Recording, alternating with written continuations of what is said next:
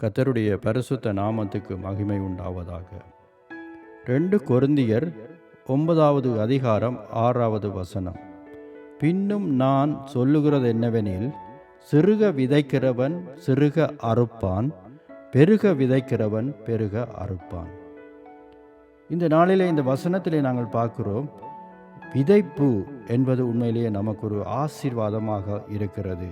நாங்கள் சரியான முறையிலே ஆண்டவருக்கு விதைக்கிற பொழுது அது நமக்கு ஆசீர்வாதத்தை கொண்டு வருகிறதாக இருக்கிறது. அப்படியான நாங்கள் என்னத்தை விதைக்க வேண்டும் என்று நாங்கள் பார்க்க வேண்டும்.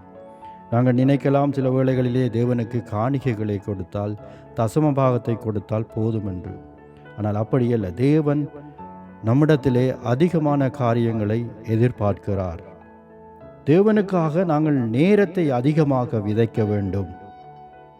ஜெபத்துக்காக நாங்கள் நேரத்தை அதிகமாக விதைக்க வேண்டும்.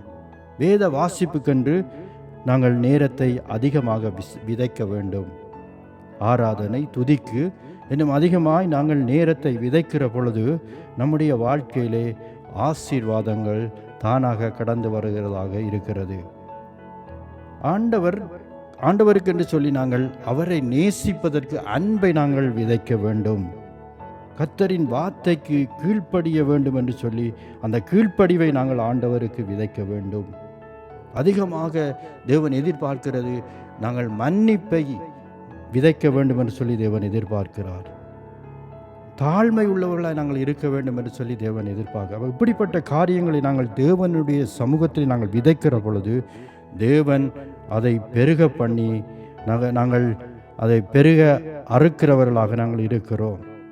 கலாத்தியர் 6வது அதிகாரம் 8வது வசனம்.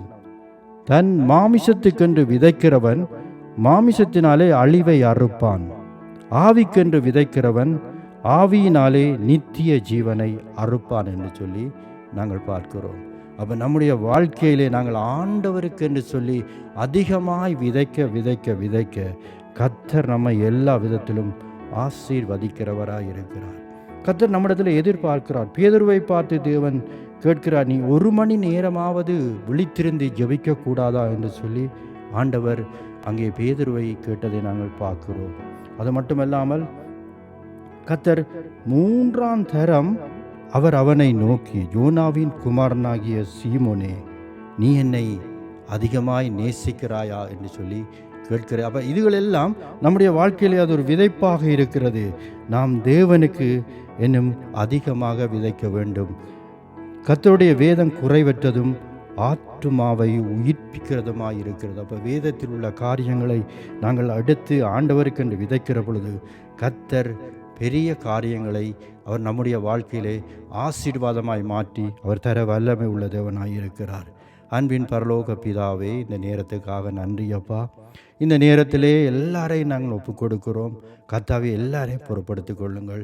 மனமுகந்து உம்முடைய சமூகத்திலே யார் யார் எல்லாம் ஆண்டவரை நேரத்தை எடுத்து எல்லா காரியங்களையும் உம்முடைய சமூகத்திலே விதைக்கிறார்களோ அவர்களை கர்த்தர் பல மடங்கு ஆசீர்வதிக்கும்படியாக ஜெபிக்கிறேன். இயேசுவின் நாமத்தில் ஜெபிக்கிறேன் ஜீவனுள்ள நல்ல பிதாவே. ஆமேன், ஆமேன்.